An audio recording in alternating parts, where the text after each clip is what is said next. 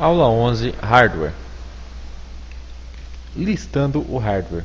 Um comando interessante do Ubuntu é o lspci, que permite descobrir a partir da BIOS o hardware disponível em seu computador.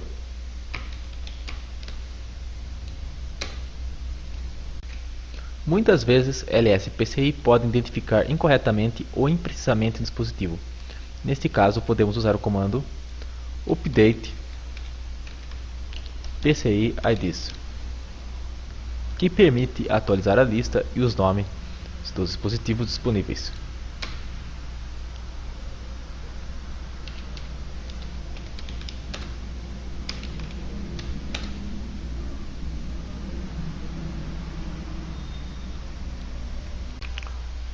Após ter feito isso, ao utilizar o comando lspci, a lista pode vir a se tornar mais completa. Isso se você tiver um dispositivo que não foi completamente reconhecido pela listagem anterior. Uma coisa importante: não se deve esquecer que o comando lspci apenas lista dispositivos que existem no computador, mas isso não significa que o kernel do Linux já os tenha reconhecido, isto é, isso não significa que eles já estão funcionando. Entretanto, a saída de lspci pode facilitar na resolução do seu problema, de forma que, sabendo o modelo de seu verdadeiro hardware, você consiga resolver o problema.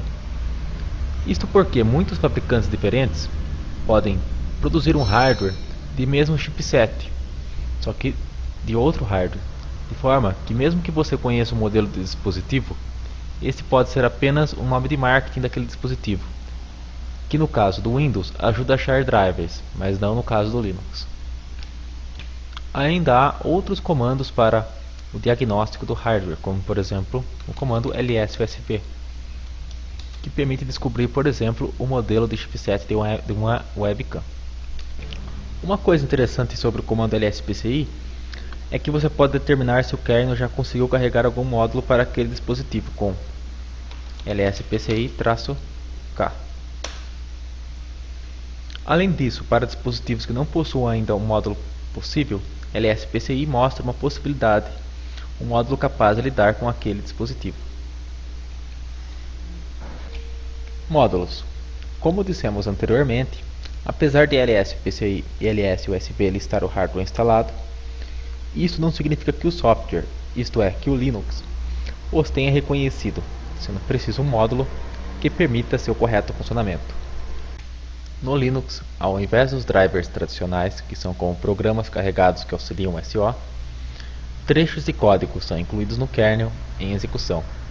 Isso faz com que o kernel monolítico possa crescer em código binário durante a execução, podendo então ter as instruções necessárias para controlar o novo hardware. Para obter uma lista de módulos, precisamos primeiro verificar qual versão do kernel está sendo utilizada com o name-a.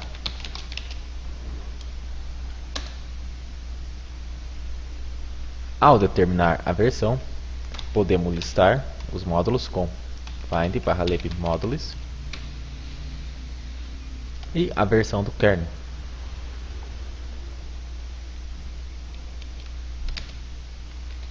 Filtrando apenas os arquivos que terminam com .ko.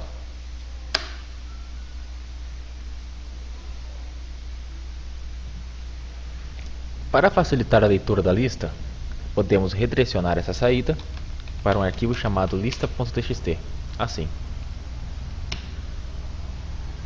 Agora, com o nano lista.txt, temos uma leitura mais confortável dos módulos. Esta lista grande que nos apareceu contém todos os módulos possíveis do sistema operacional, que podem ser iniciados pelo comando modprobe nome do módulo. Para remover um módulo de memória, utilizaremos modprobe-r. Vamos, por exemplo, carregar o módulo kvm. Por exemplo,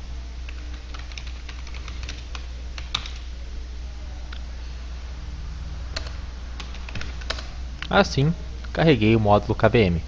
Para descarregá-lo, utilizo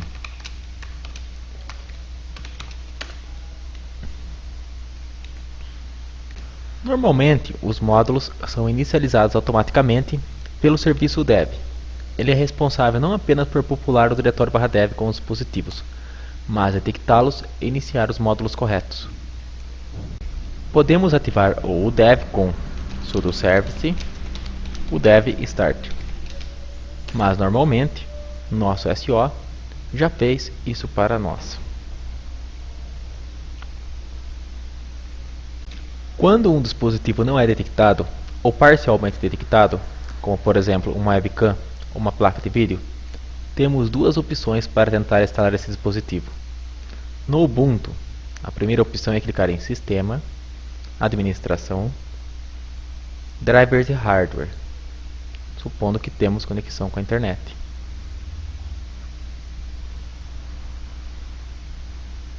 Agora o sistema procura se nosso computador precisa de algum driver proprietário especial para funcionar. No nosso caso, apareceu uma mensagem que não há drivers proprietários em uso no sistema. Caso houvessem drivers proprietários disponíveis, eles apareceriam nessa lista e o botão habilitar permitiria que eles fossem baixados e instalados. Então, reiniciaria-se o computador e o driver já estaria em funcionamento.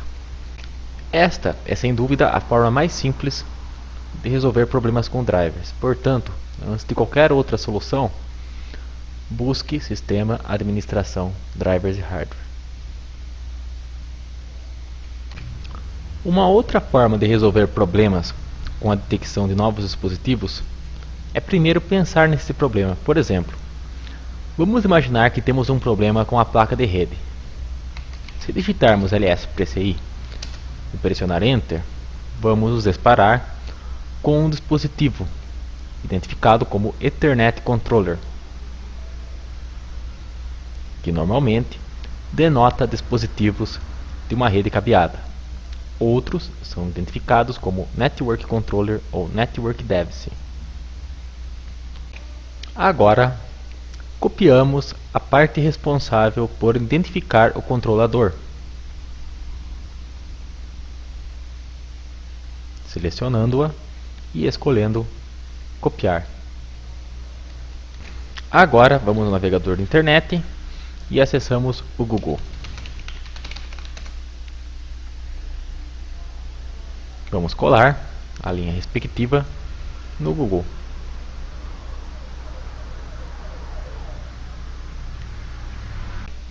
Ao acessar o primeiro link que aparece, já encontramos uma informação importante, que o módulo utilizado para esta placa é provavelmente o R8169.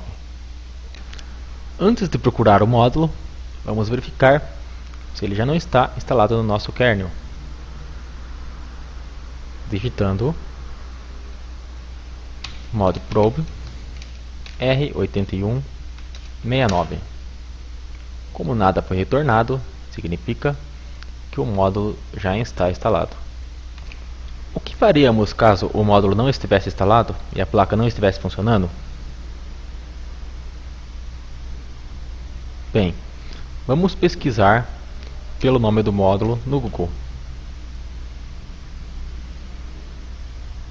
Encontramos aqui um site de download da Realtek, que é justamente o fabricante informado do dispositivo. Nem sempre o fabricante que está aqui é o fabricante pelo qual o dispositivo que vendeu o dispositivo, porque vou agora clicar no OK para que seja feito o download. Vamos voltar ao terminal. Vamos acessar a pasta de download do usuário. E aqui está o driver.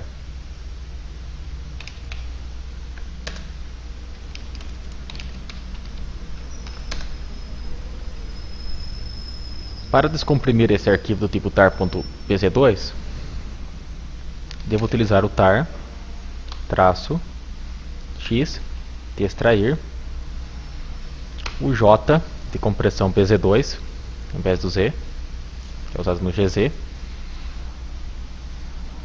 o f de arquivo. Também recomenda-se incluir o v de verbose para a gente ver o que está sendo feito. Então foi extraído aqui o driver uma pasta de nome R8169.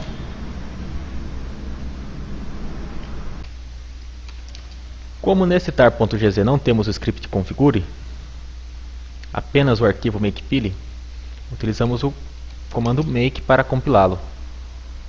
Caso houvesse o script configure, primeiro faríamos configure e depois make. Caso você esteja em dúvida, pode consultar o readme, que o driver normalmente traz. Não posso digitar sudo make neste caso. Devo me tornar root com sudo su, só depois então executar o make.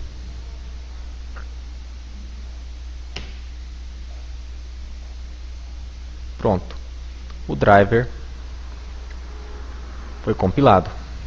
Agora, para instalá-lo, vamos executar o make install. Pronto, o driver foi instalado. Uma coisa importante é, antes de utilizar o módulo, executar o comando depmod-a, que permite que sejam feitas as resoluções e dependências entre módulos.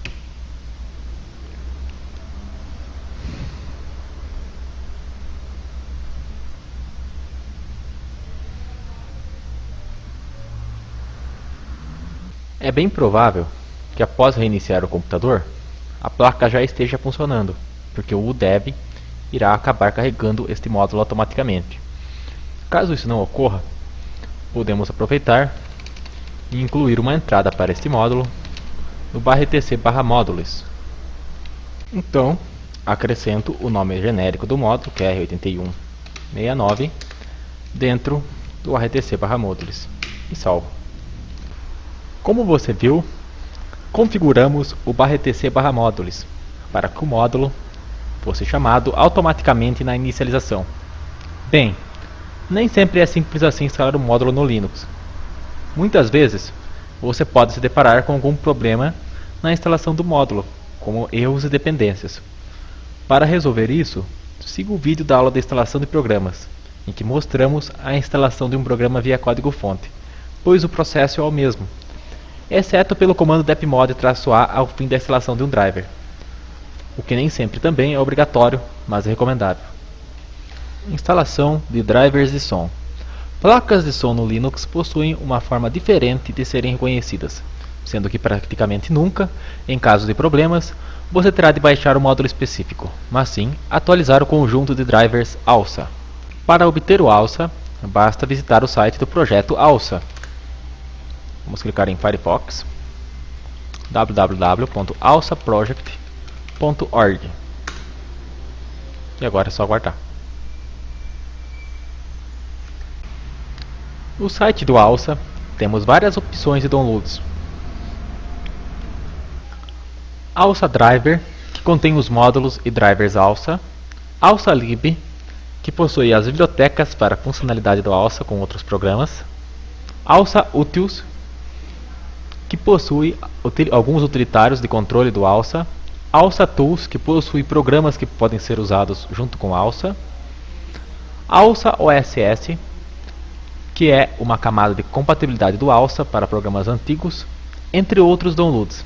Normalmente o que vai lhe interessar são ALSA Driver e algumas vezes ALSA Lib. Vamos baixar o pacote ALSA Driver.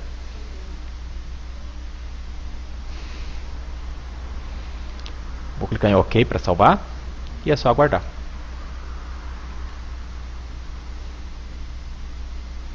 Vamos agora compilar o driver que baixamos, clicando em Aplicativos, Acessórios, Terminal.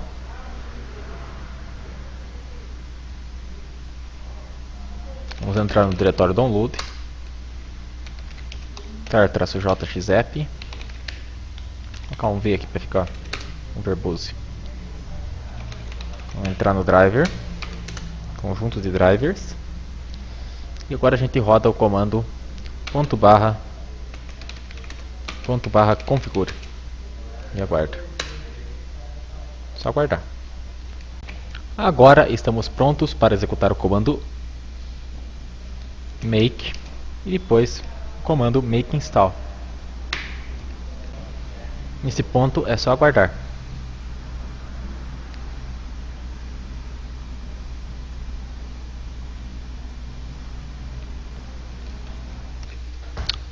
Como você viu, o Alça terminou com sucesso de compilar o driver. Vamos então ao sudo make install. Esse tem que ser com o sudo porque ele vai instalar o driver. Ele pede a senha, vou digitar e é isso. Como você pode ver, ele rodou automaticamente depmod-a. Isso significa que basta reiniciar o computador para que os novos drivers entrem em ação. Note que ele avisa que os mixers vão estar no padrão como mutado, né? Mudo. Então você vai ter que abrir aqui nas preferências de som e erguer as saídas de som depois que você reiniciar, ok?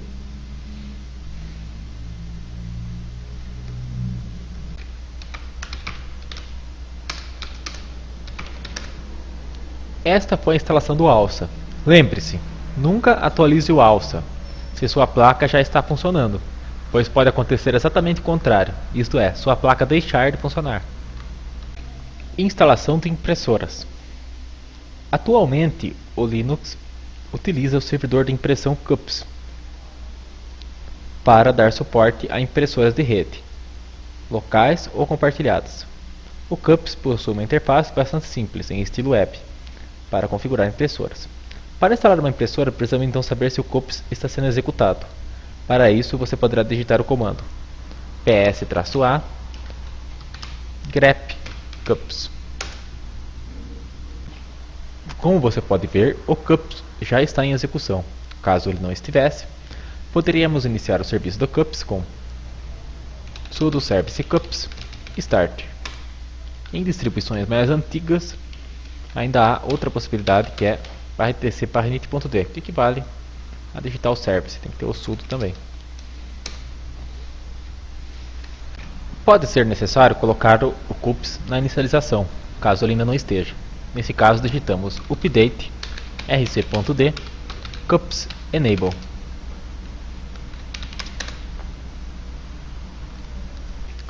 O CUPS pode ser estranho se você é iniciante no Linux, pois ele pode ser configurado usando um navegador de internet.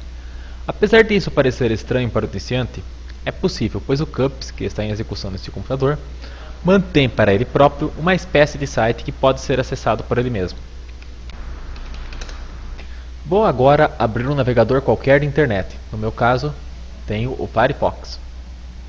Clico nele e digito na barra de endereços http://localhost, que representa meu próprio computador, na porta 631. Então eu vou acessar meu próprio computador pelo navegador na porta 631.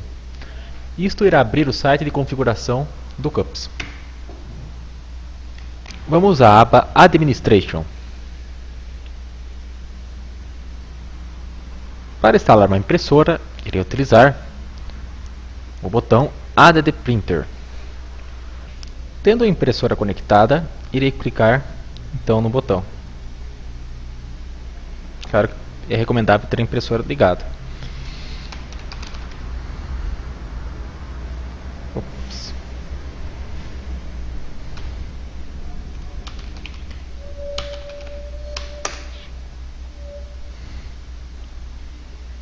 Vamos aguardar a pesquisa por impressoras. Apareceram algumas impressoras, como a impressora da rede. Uma impressora de rede é uma impressora compartilhada na rede, que normalmente não precisa ser conectada a um computador. O sistema ainda mostra portas, onde poderiam possivelmente estar uma impressora, bem como outros tipos de impressora de rede, como impressoras ligadas a máquinas Windows, que estejam compartilhando a impressora, e máquinas Linux, que estejam compartilhando a impressora. Outros são AppSocket JetDirect, que é muito usado por diversos modelos e marcas de impressoras de rede, não necessariamente HP. No nosso caso, estamos configurando uma impressora ligada à porta USB, e que, de acordo com as possibilidades e modelo, apareceu aqui HP PSC 1310 séries na USB.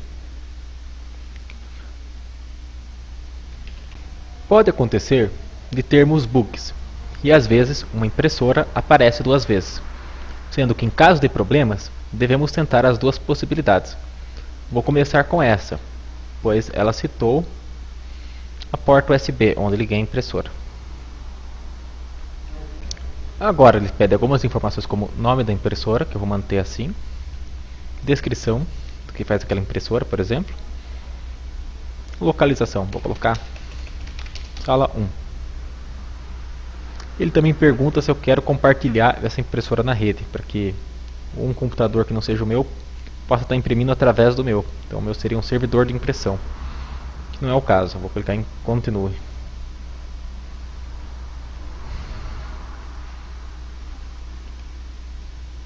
Se houver um driver com o nome exato da sua impressora, ele normalmente já vai estar selecionado. Caso isso não ocorra, você deve selecionar um driver similar. Vou clicar agora no botão de adicionar a impressora. Ele pergunta o tamanho da folha. Meu modelo é A4. E a forma de impressão, que pode ser rápida, sem qualidade, né? Rápida, branca e preta, também sem qualidade. Normal, normal branca e preta. Alta qualidade, com cores. Alta qualidade, branco e preto. E foto. Eu vou colocar normal.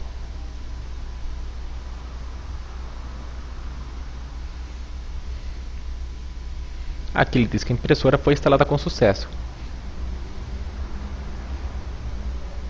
Mas para saber se a impressora foi corretamente configurada, precisamos ir em manutenção e imprimir página de teste.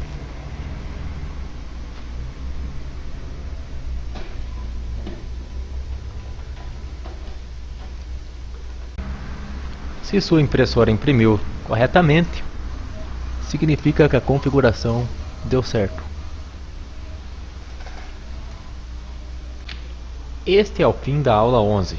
Esperamos que tenham gostado.